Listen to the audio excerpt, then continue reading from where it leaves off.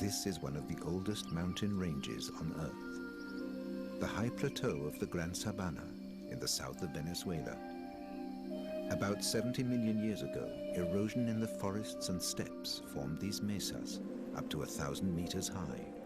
115 of these tepuis fill the landscape. Far away to one side, Tepui Acopan dominates them all, with its 700-meter vertical rock face. Unapproachable, unvanquished, unclimbed. It's the dream destination for this German-Venezuelan expedition. The Acopan is a holy mountain.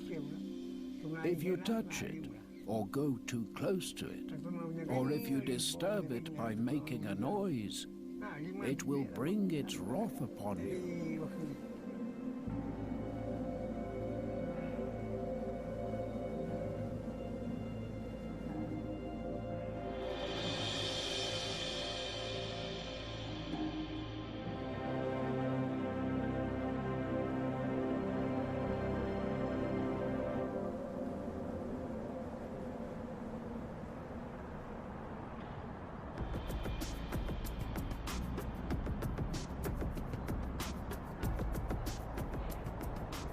Caracas. In the dawn light, the 4x4 leaves the capital before it becomes snarled up in the rush hour chaos of 100,000 cars. The expedition to Acopan Tepui has already been put off several times. Finally, after 4 years of preparation, professional climber and adventurer Stefan Glovac and his team are on the way to the mountain of their dreams. Glovac had heard about this mysterious, unconquered Tepui from a Venezuelan climber. Now, with him, Ivan Calderon, they want to be the first to climb it.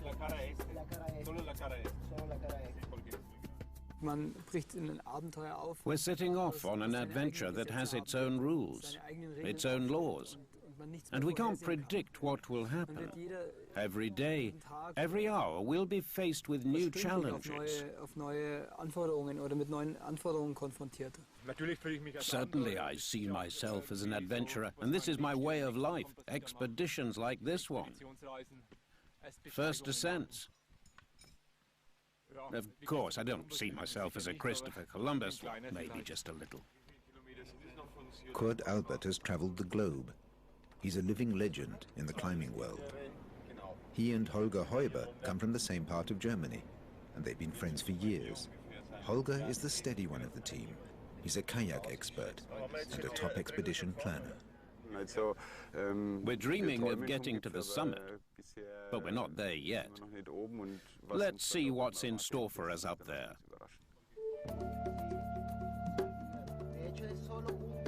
There's a 1,200-kilometer journey ahead of them. Just getting to the mountain is a challenge. They've decided to make their way by land and water, not to fly. It's a more sporting approach, but more uncertain too, because the 4x4 can only take them to within 100 kilometers of the Acopan Tepui. Ivan Calderon knows of a river, the Rio Caruay, that leads close to the mountain.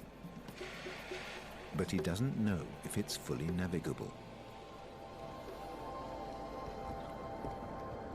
Still another 500 kilometers to the domain of the Tepuis. Scientists call these mesas islands in time. Their jagged peaks are archives of evolution. For the local Pemon Indians, they're the homes of the gods.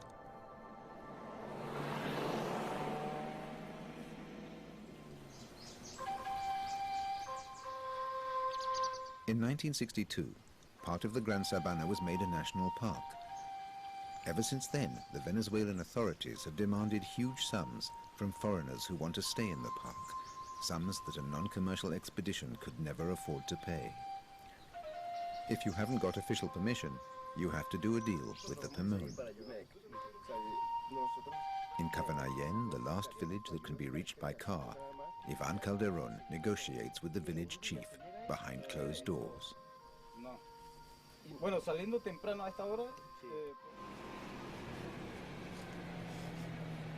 Thanks to Ivan's tactful negotiating skills, the chief gives them permission to drive on to the Rio Caruay.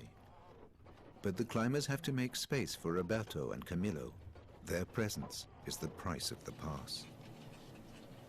Camillo and Roberto will accompany the team as far as the Yonek settlement at the foot of the Acopan as paid guides.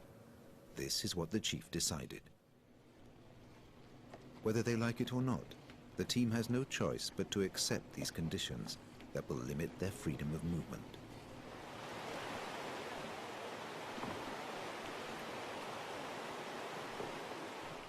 Folding kayaks of aluminium and PVC will soon be their mode of transport on the Rio Karuai.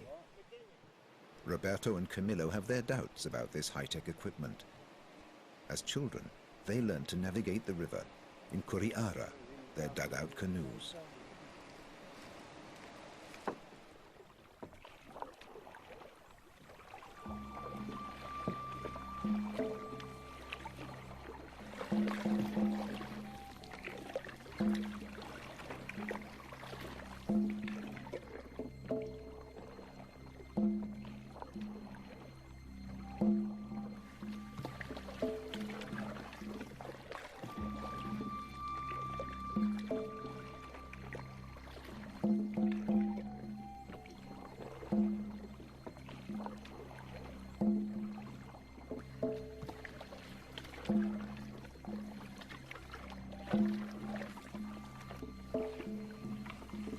After 2 days of monotonous, meditative paddling, they start to hear a roaring sound that gets louder and louder. Camillo steers his dugout safely to the riverbank. Rapidos peligrosos, he says, dangerous rapids. For Camillo, the answer's obvious. He empties his dugout so he can drag it along from the safety of the bank. Stefan Glovax and kayak expert Holger Heuber are equally sure of their plan.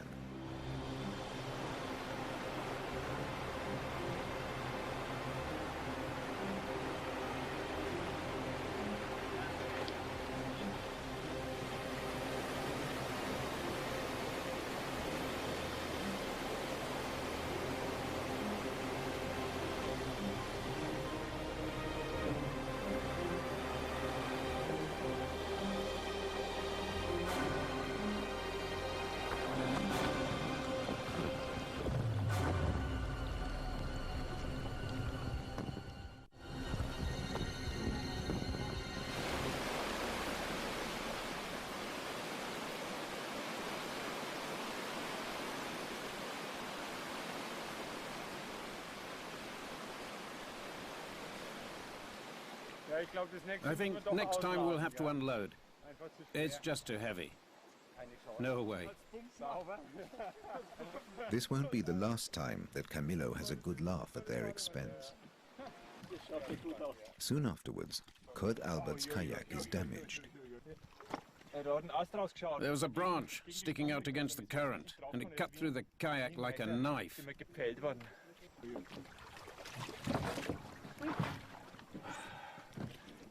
Here it is, 30 centimeters. We'll have to fix it.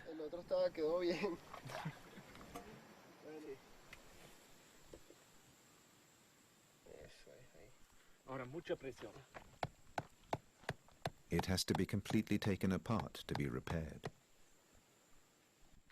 By chance, the team discover a Pemon family living in a clearing close by. They're completely cut off from the outside world, living under a flimsy straw roof. The nearest store is 5 days hard paddling away. Hospitality is not something that's talked about here. It's simply offered.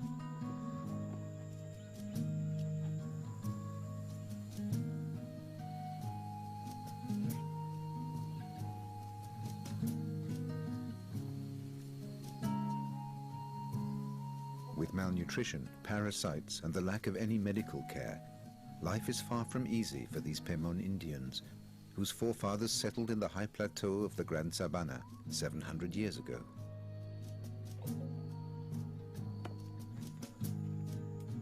And yet this way of life must fascinate anyone who comes from a Western consumer society. A brief insight into a way of life we haven't known for centuries.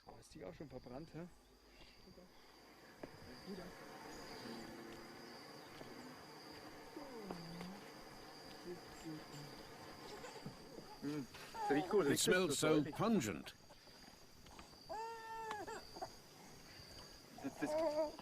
I think this is the drink they gave us yesterday.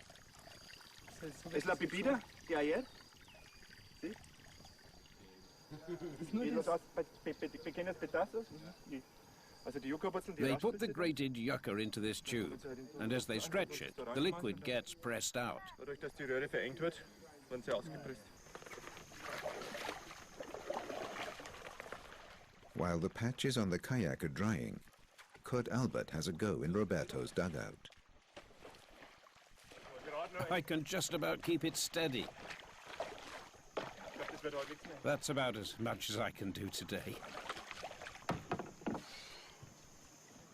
Gut, Holger.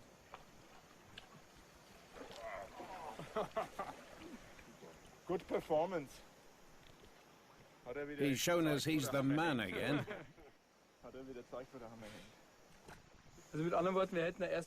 If we'd have wanted to come in dugouts, we'd have had to practice for 2 weeks first, wouldn't we?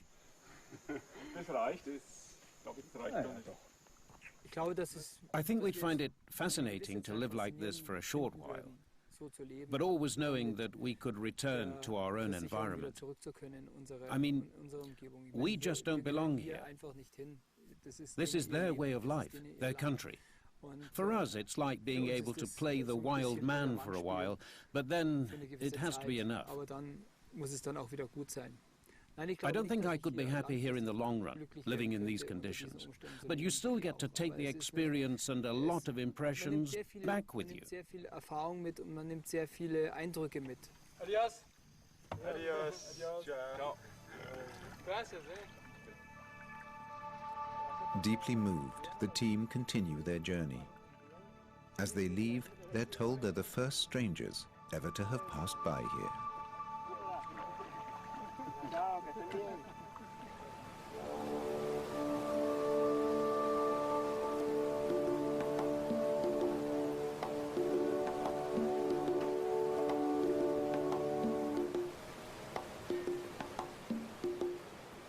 Rapids and waterfalls block their way much more frequently than expected.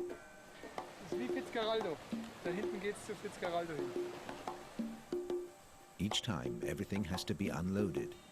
First the empty boats and then 400 kilos of equipment have to be carried bag by bag past the unnavigable sections.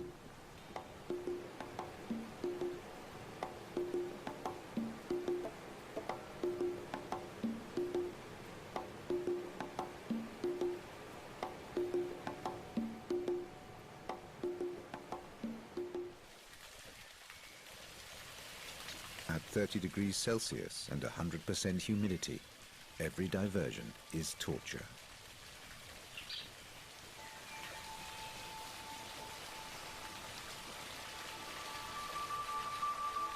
Deep in the jungle, they have to cut their way along barely discernible hunters' trails. Some of these diversions take up to half a day. It's been almost a week now since they first took to the Rio Karuai.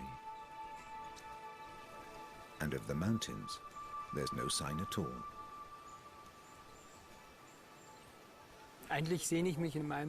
In my everyday life, I long for this kind of time out, this sense of calm.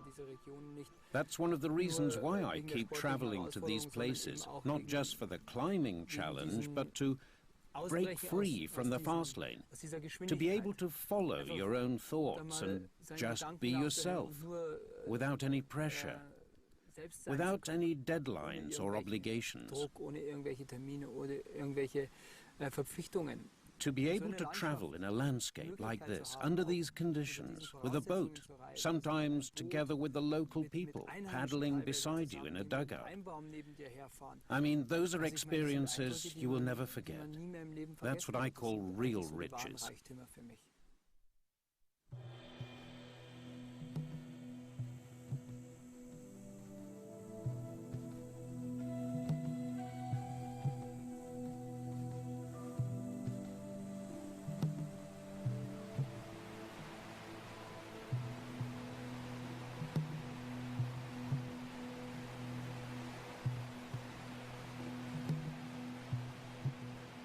every waterfall and every stretch of rapids delays them even further. And the Rio Karuai has more than enough to offer. Stefan Glovax and his team had expected the journey would be a lot easier and above all quicker. The unshakable calm of their guides, Roberto and Camilo, reminds them how pointless it is to make plans and schedules in this world. With every stroke of the paddle, they understand its rhythms a little bit better.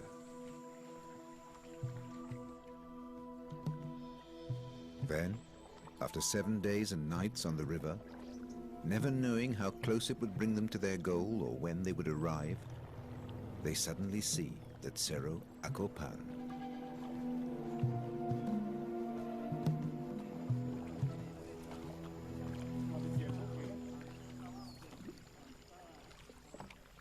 After days of solitude, they meet people on the river again. A Pemon family shows them the way to the settlement of Yonek, on a fork of the Rio Karuai.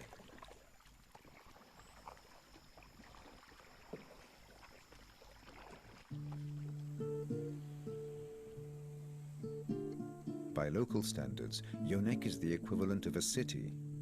20 huts, dotted round the deforested grasslands, have pushed back the jungle more and more. Nothing is grown here except manioc, the yucca plant, the staple food of the Pemon. There are a few parrots and some dogs, but the Pemon don't rear any animals. Hardly any tourists come here. Once or twice a year, a bush plane comes with a few usually rich foreigners. Village Chief Leonardo is impressed by the fact that these visitors have come by boat. I can't imagine how you got here. It seemed impossible to me that strangers could get here by boat.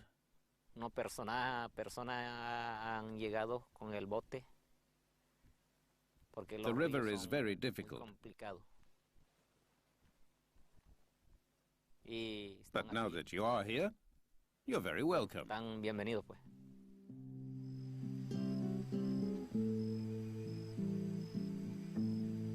The Pemon's traditional costume has given way to jeans. And like anywhere else, the children play football. The missionaries came with the first bush planes in the 60s. They left behind not just their Baptist faith, but also a church. But these outside influences couldn't suppress their belief in the traditional myths and legends, nor their traditional way of life.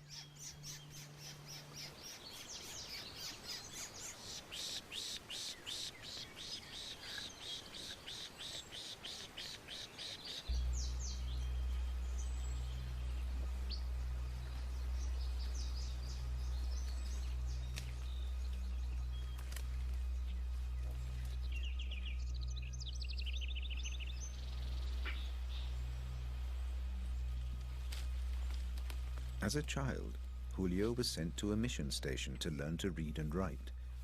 It was several days downstream in civilization. He experienced life with TV and Coca-Cola, and yet he still came back and started a family here in Yonek. He's proud of the stories that are told in the village. For Julio, as for everyone else here, these are not myths, but reality. The mesas are holy. You must not touch them or make a loud noise near them.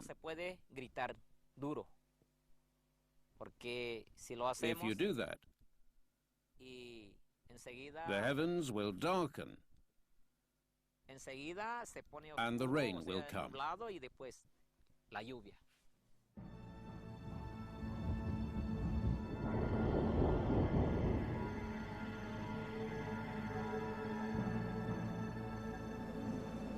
A handful of expeditions have already tried to conquer the Acopan. Other teams have climbed the smaller walls of neighboring peaks, but so far the overhangs on the east face of the main mountain have resisted all attempts to defeat them.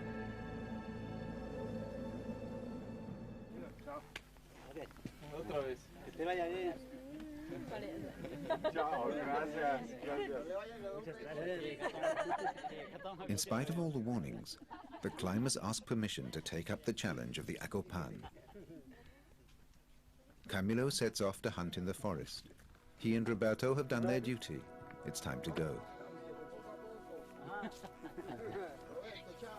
Without exchanging more than a few words, the team got to respect and appreciate their quiet guides.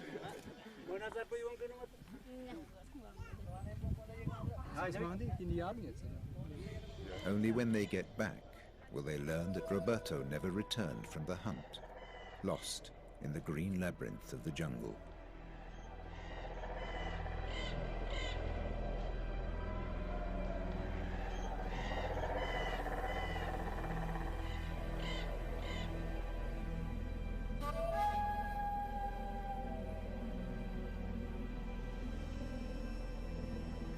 En la parte de arriba. I think that creatures live there. Son espirituales. Spirits that sometimes appear.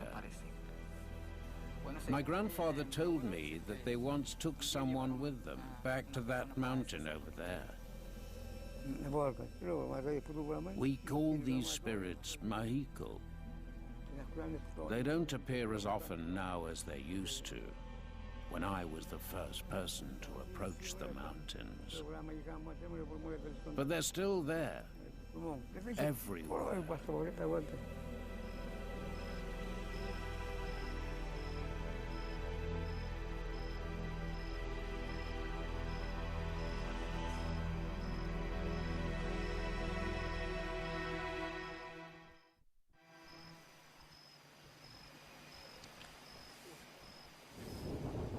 At the edge of the jungle surrounding the mountain, one day's walk from Yonek, they find a good place beside a stream to establish their base camp. There's been only one storm shower since the team left Caracas, but now, just as they're building the shelters, the sky is beginning to darken. Leonardo, the village chief, has come with them to the foot of the sacred mountain, not just to earn a little money as a guide, but because he's genuinely concerned for the climbers, but also for his forest, his land, and his mountain. It's going to be pouring down any second.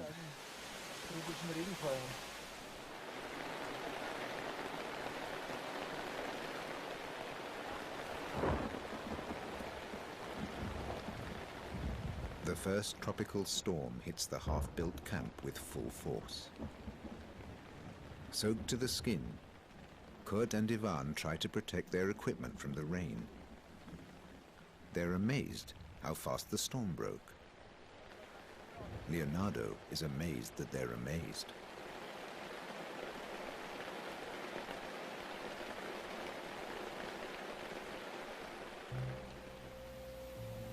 It's taken the team 12 days to reach the vertical face, almost a week longer than they expected.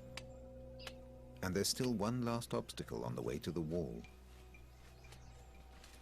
They have to hack a trail through the thicket of ferns, trees, and lianas with their machetes.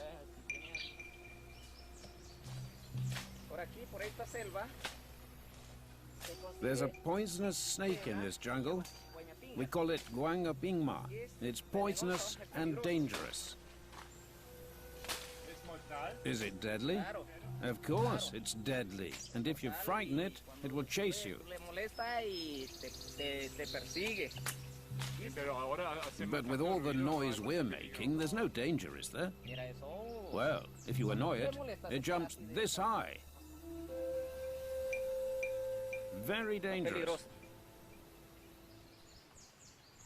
The day before yesterday, one of the young people in the village was bitten by the snake, so apparently there are some here. In any case, I think in the next few days I'll tread a bit more carefully around here. I'll wear my hiking boots too, rather than wearing my sandals. There! There! Oh man, you just walked right past it! You almost walked right into it. We really have to watch out now. Look, my hairs are standing on end, see?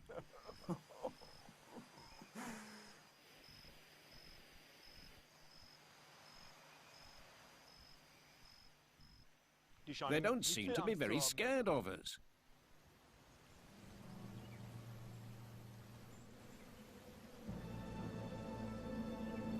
After 2 days, they've finally made it.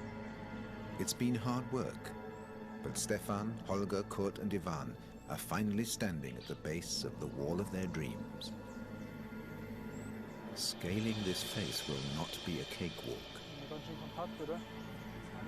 Big overhangs block the view of the upper sections of cliff. It's breathtakingly steep.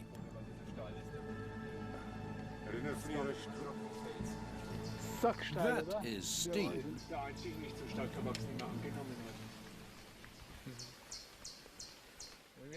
We could even climb protected from the rain. Right then, let's go.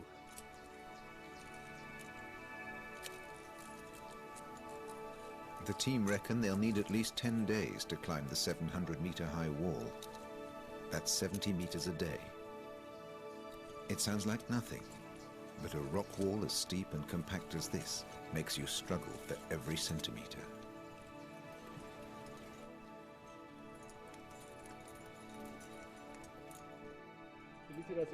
Well done, Ivan, the first pitch. Yes, that's the first step done. 1 or 2 pitches at the most. Each pitch is a 50-meter rope.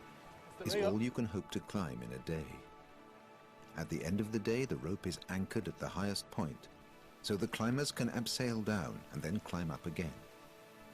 After 1 or 2 days on the wall, a 2-man team will sign off and hand over the tiring and stressful work to the other team.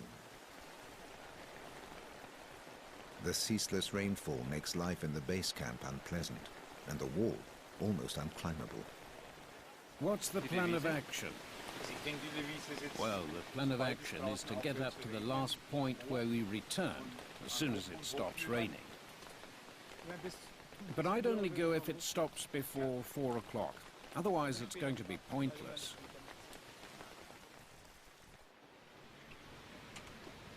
That afternoon, Stefan and Holger take advantage of a brief break in the weather to take over at the highest point reached by their friends.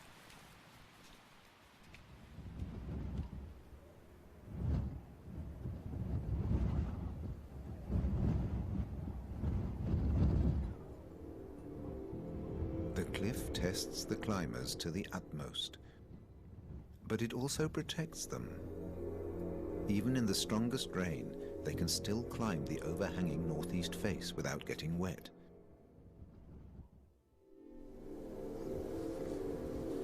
But that also makes it more dangerous for them. Rain would normally help break off loose rock from the areas of the cliff weakened by erosion. But on the route they've chosen beneath the overhangs, they come upon stretches where the red sandstone literally crumbles beneath their fingers.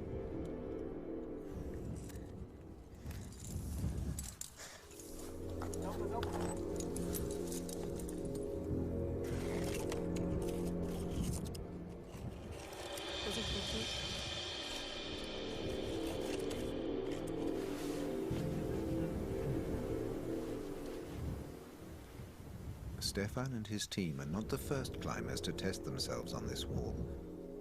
A few years ago, an American expedition tried to find a way up Acopan's concave wall.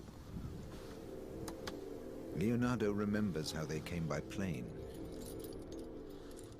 He tells the team of the anger of the mountain, of the climber who fell, and how he and his people had to carry the injured climber back to the landing strip and the waiting plane.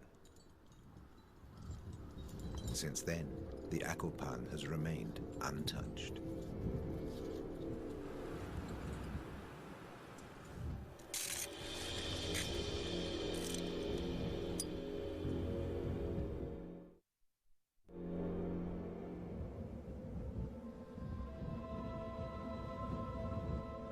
En ese castillo había un águila.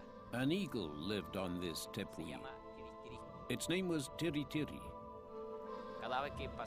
When people came too close, he grabbed them and ate them. But one day, he attacked our ancestor and dragged him to the summit of Acopan.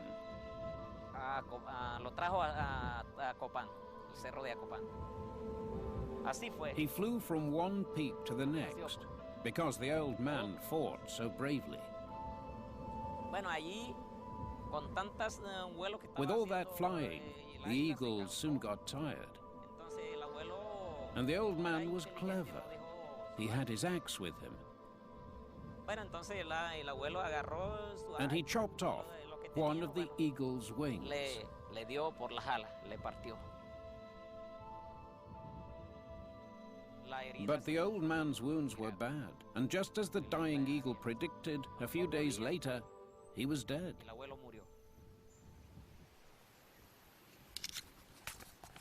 Ivan Calderon gets ready to take over the lead with Kurt Albert.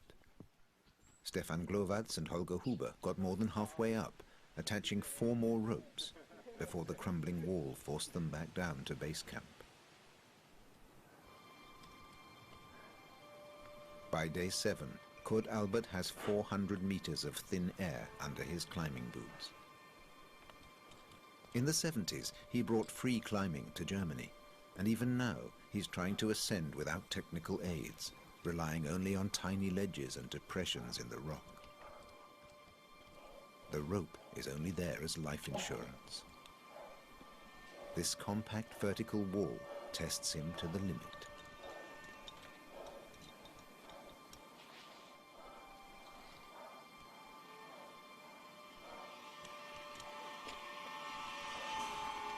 ¡Dame cuerda! Muy bien.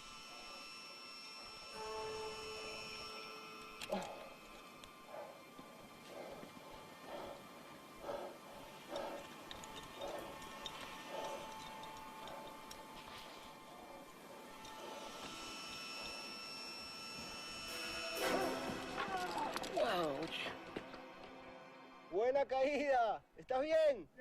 On a difficult climb like this, controlled falls happen a lot. For the Pemon, this is a sign of the mountain's anger. For the climbers, it's routine. I think we climbers have a special relationship to the mountains. No, I don't think our presence is responsible for the rain. I respect the local people's beliefs, especially since they've been passed down for hundreds of years. But I still don't believe our presence or the fact that we're climbing here causes the rain. Kurt and Ivan have managed to reach the last third of the rock face. Back at camp, they discuss with the others what to do next. And now we're up on the ledge, and now there's another strip of 100 meters that looks pretty difficult. So we'll have to have another go, take food with us, 30 liters of water onto the wall, and then we stay till we're up there. It could take 3 or 4 days. Teamwork. 2 to do the climbing, and the others carry all the supplies.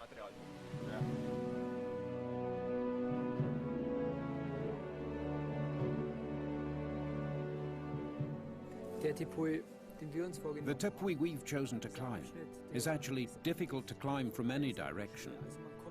In fact, you can only get to the summit of this mountain via this route, this wall. No one has ever been up there, and of course that's something really unique and inspiring.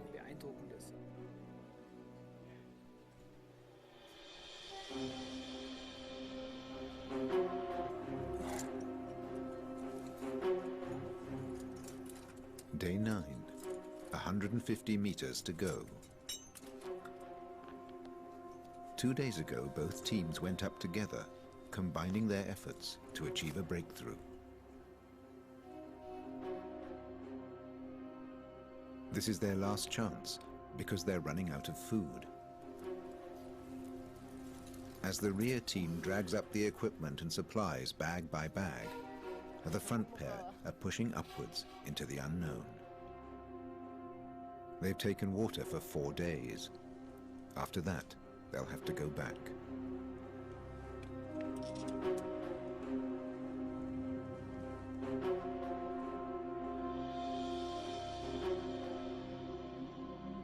too high now to abseil down to base camp in the evening.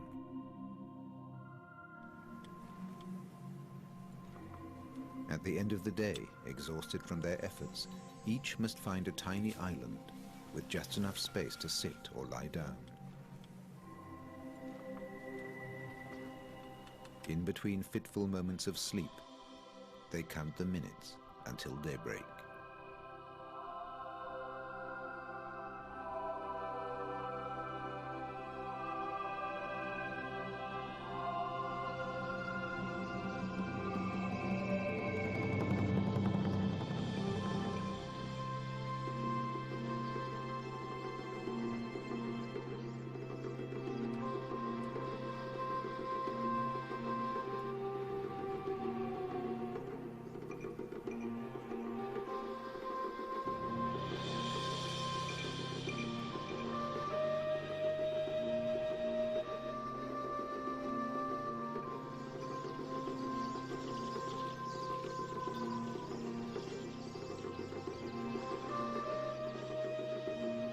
Signs, legends, and reality. This morning, their thoughts are a mixture of anticipation and fear, curiosity and uncertainty.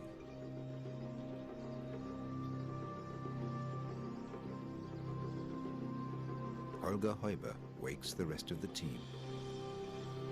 Vamos. Get up. Come on.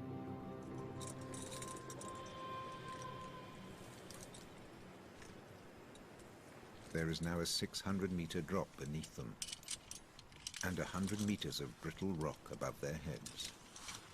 That's the situation on this last climbing day. If they don't get to the summit today, all their efforts will be wasted.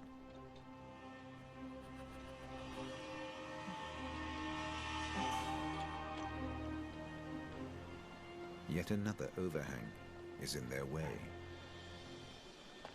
The efforts of the last few days have left their mark.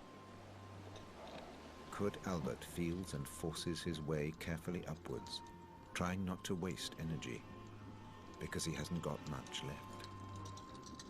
The vital thing now is not to lose his way in the maze of overhangs and crevices. There are few climbers in the world who've completed as many first ascents as Kurt Albert. Today he needs all his experience to navigate in this vertical sea of rock.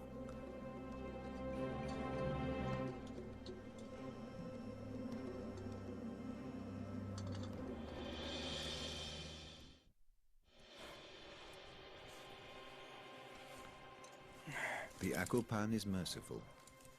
With each meter upwards, the rock becomes firmer and easier to climb. Stefan Glowacz takes the last rope. He has dreamed of this for 4 long years. He's trained just as hard as in his days of competitive climbing, when he won one international title after another. But here, 700 meters over the jungle, he's forgotten about the competitions. This is all about fulfilling a dream.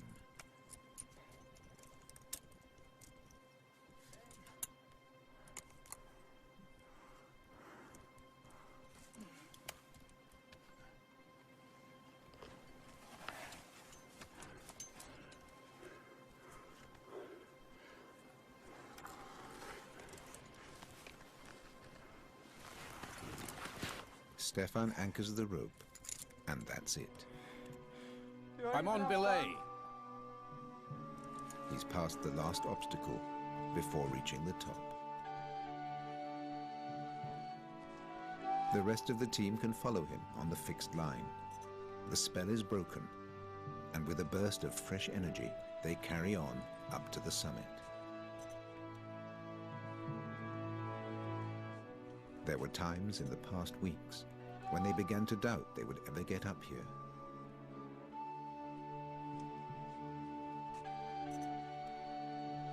But they've made it. With or without the permission of the Acopan.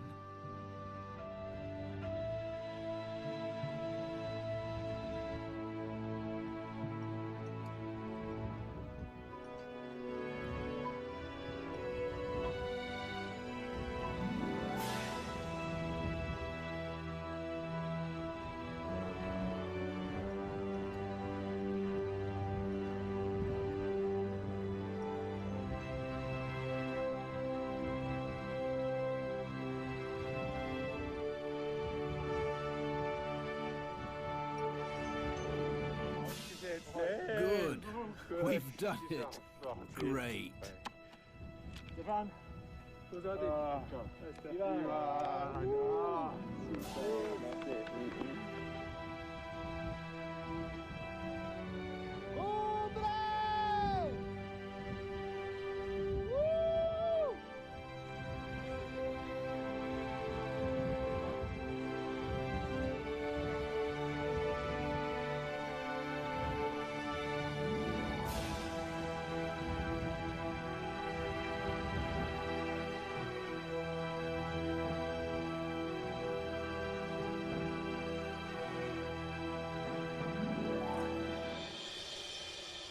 Großartig. The climb yesterday was just fantastic. And to get to the top of this mesa, that was a high point, a memory to keep forever. To sit up here after 11 days hard work on the wall, it's almost an indescribable feeling. Wonderful. And now the weather's coming in, it looks as though we ought to go. Who says so? The gods.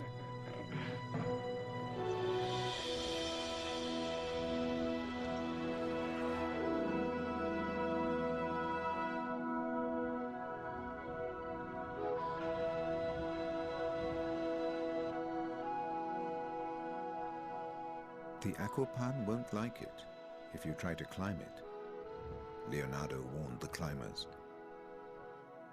And it does seem as though the Pemon's sacred mountain only tolerated the strangers.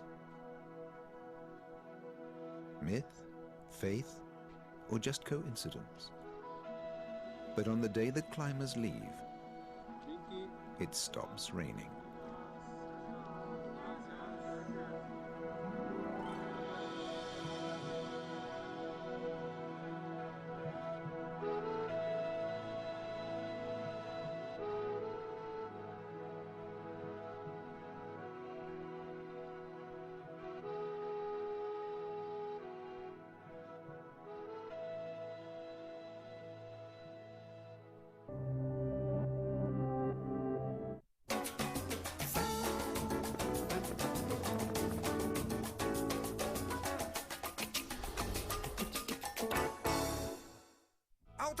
Se você mistura os caçadores de mitos com um fenômeno cultural que está pegando fogo e adiciona duas equipes de engenheiros e artistas em uma competição acirrada, você tem... 3, 2, 1... Máquinas complexas, cheias de criatividade e sem qualquer finalidade. A nova série de Adam e Jane. Reação em cadeia. Quartas. No Discovery HD Theater.